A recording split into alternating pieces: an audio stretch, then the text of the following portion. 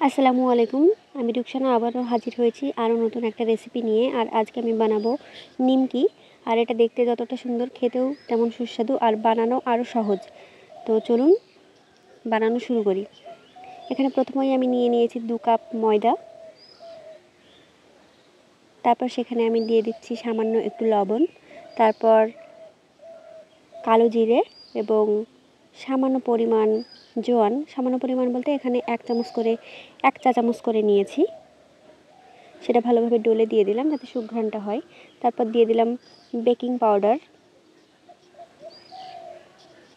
Baking পাউডারও দিলাম আমি 1 চা চামচ। তারপর সেখানে আমি 2 টেবিল চামচ পরিমাণ দিয়ে দেব সাদা সয়াবিন তেল।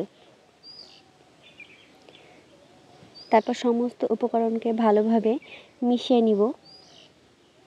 এমনভাবে মেশাতে হবে যাতে মিশ্রণটা হাতে মুঠো বাঁধলে দলা পাকিয়ে যায়, কিন্তু আবার একটু টোকা দিলেই আবার গুঁড়িয়ে যায়, এমনভাবে মাখাতে হবে। তো আমার সুন্দর মতো মাখানো হয়ে গিয়েছে। এবার এখানে আমি খুব সামান্য পরিমাণে অল্প অল্প করে পানি মিশিয়ে একটা শক্ত ডো তৈরি করে নেব। যেমন আমরা নর্মাল রুটি তৈরি করি, তার জন্য যেমন ডো তৈরি করি ঠিক তার চাইতে একটু শক্ত হবে আর কি।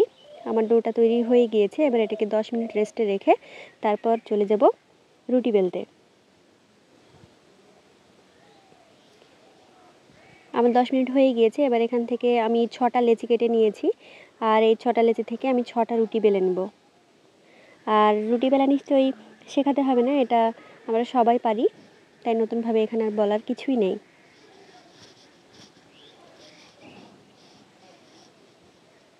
আমার প্রথম রুটিটা বেলা হয়ে গিয়েছে।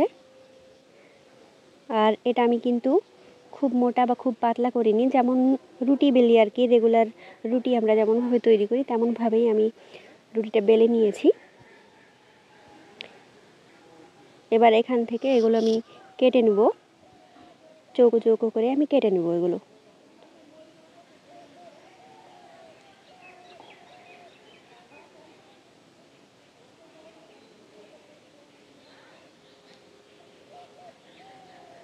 আমার কাটা হয়ে গিয়েছে। এবার দেখুন আমি কিভাবে নিমকিগুলো বানাচ্ছি। প্রথমে বিপরীত 2 কোণা একসাথে জুড়ে দিব, তারপর তলার দিক থেকে আবারও বিপরীত 2 কোণা জুড়ে দিয়ে চেপে দিব। খুব সহজে এবং খুব তাড়াতাড়ি হয়ে গেল এবং দেখতেও সুন্দর। আরও কয়েকটা আমি দেখিয়ে দিচ্ছি, আপনারা দেখে নিন ভালোভাবে মনোযোগ সহকারে। এটা দেখতে অনেকটা বকুল ফুলের মতো, তাই আপনারা এটাকে বকুল কুড়ি নিমকিও বলতে পারেন।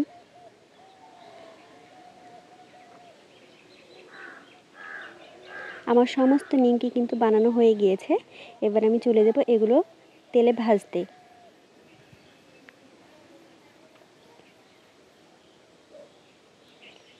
আর ভাজার জন্য আমি কড়াইতে প্রথমেই দিয়ে দিলাম সয়াবিন তেল।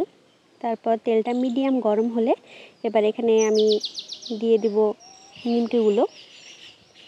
তারপর আস্তে আস্তে লো ফ্লেমে আমি ভেজে নেব।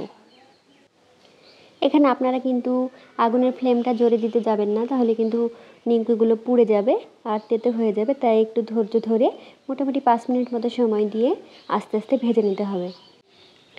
আমার 2 কাপ ময়দাতে যে পরিমাণ নিমকি হয়েছিল সেগুলোকে আমি 2 বারে ভেজে নিয়েছি। তো এই ছিল আমার আজকের নিমকির রেসিপি।